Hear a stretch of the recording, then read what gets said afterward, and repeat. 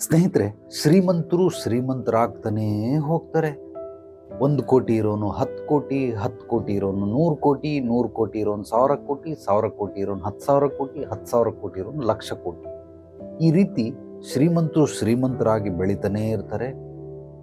ಬಡವರು ಬಡವರಾಗಿಯೇ ಉಳಿದಿರ್ತಾರೆ. ಮಧ್ಯಮ ವರ್ಗದವ್ರು ಮಧ್ಯಮ ವರ್ಗದಾಗಿಯೇ ಉಳಿದಿರ್ತಾರೆ. ಇವ್ರು ಯಾಕೆ ಬೆಳೆಯೋದಿಲ್ಲ ಅಂತಂದ್ರೆ, everything is A mind set. Rich mind set, poor mind set. ಶ್ರೀಮಂತರು ಅವರೆಲ್ಲ ಸಾಮ್ರಾಜ್ಯವನ್ನ ಕಳೆದು ಬರಿಗಾಲಲ್ಲಿ 1 ರೂಪಾಯಿ ದುಡ್ಡಿಲ್ಲ, 1 ಪೈಸಾ ದುಡ್ಡಿಲ್ಲ, ಅಲ್ಲಿಗೆ ಬಂದರು ಮತ್ತೆ ಅವರು 5 ವರ್ಷದಲ್ಲಿ ಮತ್ತೆ ಶ್ರೀಮಂತರಾಗ್ತಾರೆ.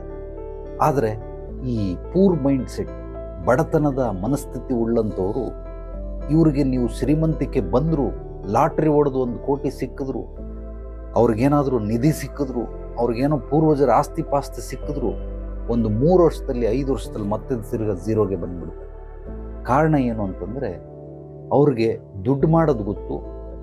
ಪೂರ್ ಮೈಂಡ್ ಸೆಟ್ ಅವ್ರಿಗೆ ದುಡ್ಡು ಕಳ್ಕೊಳ್ಳೋದು ಗೊತ್ತು, ಖರ್ಚು ಮಾಡೋದು ಗೊತ್ತು, ಝೀರೋ ಲೆವೆಲ್ ಹೇಗಾಗೋದು ಅಂತ ಚೆನ್ನಾಗಿ ಗೊತ್ತು. ಆದ್ದರಿಂದ everything is A mind set. Rich mind set, poor mind set. ನೀನು ಯಾವ ರೀತಿ ಆಲೋಚನೆ ಮಾಡ್ತಾ ಇದೆಯಾ, ಇದೇ ನಿನ್ನ ಜೀವನದ ಸ್ಥಿತಿಗತಿಯನ್ನು ನಿರ್ಮಿಸೋದು, ಸೃಷ್ಟಿಸೋದು, ರೂಪಿಸೋದು. ಆದ್ದರಿಂದ ನೀನು ಥಿಂಕ್ ಮಾಡ್ತಾ ಇರೋದು ರಿಚ್ ಮೈಂಡ್ ಸೆಟ್ಟ, ಪೂರ್ ಮೈಂಡ್ ಸೆಟ್ಟ, ಅದನ್ನು ನೀನೇ ಕೇಳ್ಕೊ.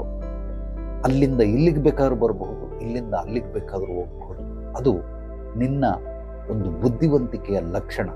ನಿನಗೆ ಎಷ್ಟು ಬುದ್ಧಿ ಇದೆ, ಎಷ್ಟು ಜ್ಞಾನ ಇದೆ, ಅದರ ಮೇಲೆ ನೀನು ರಿಚ್ ಮೈಂಡ್ ಸೆಟ್ ಕಡೆಗೆ ಹೋಗಬಹುದು. ಅಥವಾ ಮುಂದೂಡುವಂತಹ ದರಿದ್ರ ಕಲೆ ಅಥವಾ ನಿನಗೆ ನೆಪ ಹೇಳುವಂತಹ ಕಾಯಿಲೆಗಳಿದ್ದರೆ ಖಂಡಿತವಾಗ್ಲೂ ನೀನು ಪೂರ್ ಮೈಂಡ್ ಸೆಟ್ ಕಡೆಗೆ ಸಾಗಬಹುದು.